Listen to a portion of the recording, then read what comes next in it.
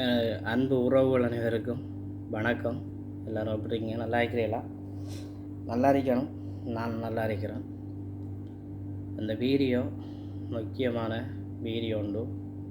முடிஞ்ச அளவுக்கு அந்த வீடியோவை ஷேர் பண்ணிக்கொள்ளுங்க. வாங்க காணொலிக்குள்ளே போகலாம். 3 விளக்கம் பேசுகிறதுக்கு இருக்குது. இதுக்கு முடிஞ்ச உறவுகள் அந்த வீடியோவுக்கு இது சரியாக தவறான்றதை கொமாண்டில் சொல்லிக்கொள்ளுங்க. அதையும் இந்த இடத்துல தெரிவித்துக்கொள்கிறோம். சரிதானே? என்ன பிரச்சனைன்னு சொன்னால், தமிழ்நாட்டை பற்றி தான் பேச போகிறோம். தமிழ்நாட்டு அரசியலை பற்றிய ஒரு விளக்கம் உண்டு. நடிகை காணொலியாக தான் இருக்கும். முதலாவது விளக்கம், ஐயா கருணாநிதிக்கு பின்னாலேயும் கருணாநிதி ஐயாவின் குடும்பத்துக்கு பின்னாலேயும் திரிகிற எமது தமிழினமே, நீங்கள் கொஞ்சமாவது சிந்திக்க பழகிக்கொள்ளுங்க. காரணம் என்னென்னா, இந்த வெளிநாட்டுகளில் கஷ்டப்பட்டு தன் குடும்பத்துக்கும் நம்ம நாட்டுக்கும் வரிப்பணம் சுமத்தி கொண்டு நிற்கிற உறவுகள் ஏதோ ஒரு விபத்தில் இழந்தால் 5 லட்சம் ரூபா. எவ்வளவு? நம்மளுக்கு 5 லட்சம் ரூபா.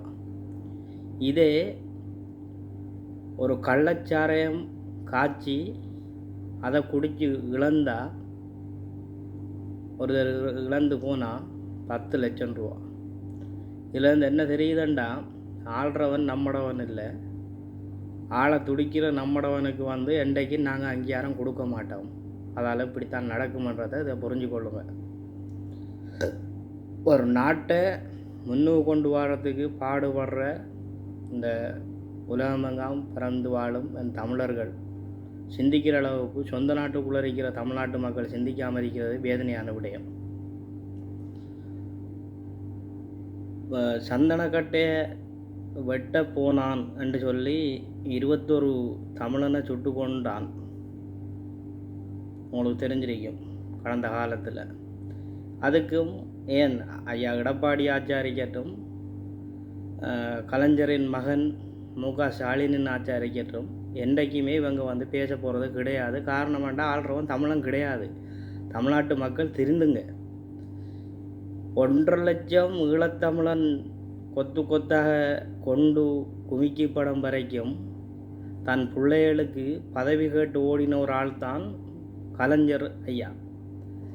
அவருக்கு பிறந்த மகன்தான் இன்றைக்கு ஆட்சி அதிகாரத்தில் இருக்கிறார். அவர் உங்களுக்கு தமிழ்நாட்டு மக்களுக்கு நல்லது செய்வார்னு நினைக்கிறீர்கள். அவற்றை இனத்துக்கு அடித்தா மட்டும்தான் அவருக்கு வலிக்கும்,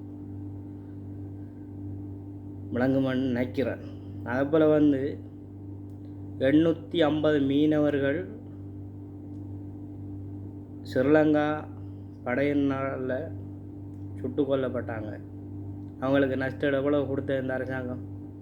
அவங்க எந்த நாட்டை முன்னேற்றத்துக்காக மீன் பிடிக்க சென்றாங்கன்றத முதலாவது ஒவ்வொரு தமிழனும் சிந்திங்க.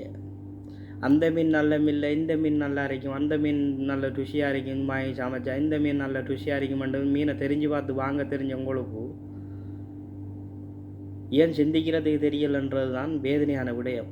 கொஞ்சம் சிந்திப்பீங்கன்னு நினைக்கிறேன். சரியான வேர்வை மன வருத்தத்தோட இந்த வீடியோவை பதிவு பண்ணுறேன். இழக்கப்பட்டவன் தமிழன், ஆட்சியில் இருந்தவன் தமிழன் இல்லை. அதால் அவனுக்கு உரிய நீதியும் இல்லை, அவனுக்கு உரிய நியாயமும் இல்லை. மது, கள்ளச்சாராயம், அது கள்ள மதுவானம். எந்த ஒரு நாட்டிலையும் அங்கீகரிக்கப்படாத மதுவை குடித்தவனுக்கு 10 லட்சம் கொடுக்குறானே. ஒரு மீனவன் படகுல வைத்து தன் குடும்ப சுமையை சுமந்து தன் நாட்டுக்கும் பெருமை சேர்த்து நாட்டுக்குரிய வருமானத்தை மீட்டி கொடுக்குறவன் நாய் சுரோட்டு சுட்டு கடலில் எறிஞ்சி அவனை கொண்டு சவத்தை ஒப்படைச்சி இப்படி செய்யும்போது அவனுக்கான அங்கீகாரத்தை கொடுக்க முடியாத அரசியண்டா இந்த அரசு யாருக்கான அரசுன்றதை நீங்கள் தெரிஞ்சுக்கொள்ளுங்க. அவனுக்கு நீங்கள் எத்தனை பேர் செத்தாலும் பிரச்சனை இல்லை. அவனுக்கிட்ட போதுமான அளவுக்கு நிதி இருக்கியா அவன் தருவான். ஆனால் அந்த நிதியிலையும் ஒரு விளக்கம் ஒன்று இருக்குது, புரிஞ்சுக்கொள்ளுங்க. இந்த நிதி ஆட்டோட்டு அப்பனூட்டு பணம் கிடையாது, நம்மட வரிப்பணம். கள்ளச்சாராயம் குடித்து இறந்தவனுக்கு வருத்தத்தை தெரிவிக்கிறோம். என்றைக்கும் மக்களோட உயிர் போகக்கூடாது என்றது நம்மளுக்கு எப்பயுமே அது இருக்கும். அதில் எந்த மாற்று கருத்தும் இல்லை. ஆனால் அந்த மக்களோட உயிரை எப்படி ஒரு வகையில் வைத்து போனதுக்கு நீ நஷ்டம் கொடுக்குறாய், அதையும் வரவேற்கிறேன், இல்லைன்றதுக்கு இல்லை. அந்த நஷ்டேடு எப்படி கொடுக்கணுமெண்டா கள்ளச்சாராயம் எவன் உற்பத்தி பண்ணி விற்றானோ அவனுக்கிட்ட இருந்து இல்லைன்னா உன்னோட சொந்த பணத்திலேருந்து நீ கொடுத்த நீ என்று சொன்னால் ஏற்றுக்கொள்வோம். குடியாத என் மக்கள் இந்த புலம்பெயர் நாடுகளில் இந்த வளைகுடா நாடுகளில் கஷ்டப்பட்டு வரியாக செலுத்துகிற பணம், தாயகத்திலேருந்து வரியாக செலுத்துகிற பணம், அந்த பணத்தை எடுத்து கொடுக்குறதுக்கு உனக்கு ஆறு அந்த உரிமையை தந்தன்றதை ஒவ்வொரு தமிழனும், தமிழ்நாட்டு வாழும் ஒவ்வொரு தமிழனும் அந்த உங்களோட மனச்சாட்சிக்கு தட்டி கேளுங்க. விமர்சனமாகவே வச்சு கொண்டிருக்கிறீங்க. ஒருத்தர் நல்ல கருத்து சொன்னாலும் விமர்சனம் வைக்கிறீங்க, அவன் என்னத்துக்கு சொல்கிறான்றதை தெரியாமல் இருக்கிறீங்க. இப்படி முட்டாளாக இருக்காதங்க. அடுத்தது என்னைய பொறுத்தளவில் கருணாநிதி குடும்பம், ஐயா கலைஞர் குடும்பம் என்றைக்குமே தமிழனுக்கு நிற்காது. அப்படி நிற்கிறேன்னு சொன்னால் எங்களோட ஈழத்தமிழர்கள் கொண்டு குவிக்கப்பட்ட அந்த காலகட்டத்தில் முடிஞ்சால் நின்றுக்கலாம் கொஞ்சமாவது. ஆனால் சும்மா பம்மாத்தை காடித்து ஏசி கூலரை கொண்டு வச்சுது ரெண்டு பொண்டாட்டியை வச்சு கொண்டு இருந்து போட்டு என்னென்னு சொன்னால் எல்லாம் முடிஞ்சு வைத்து தொழும்பித்து வந்தாக்கள் தான் அவங்க. இன்னும் அதை நம்பிக்கொண்டு என் தமிழினம் அவங்களுக்கு புறத்தால் ஒரு தமிழன் எடுத்து நீங்கள் நிற்கிறீர்கள். இந்த மானங்கட்ட புழப்பு பிழைக்கிறத நரோட்டிலேருந்து பிச்சை எடுத்து சாப்பிட்லான்றதான் என்னுடைய ஒரு கருத்து. தமிழ் மக்கள் ஆகிய நாங்கள் ஒரு தனித்துவமான இனம், தனித்துவமாக இயங்கக்கூடிய இனம், புரிஞ்சு கொள்வீங்கன்னு நினைக்கிறேன்.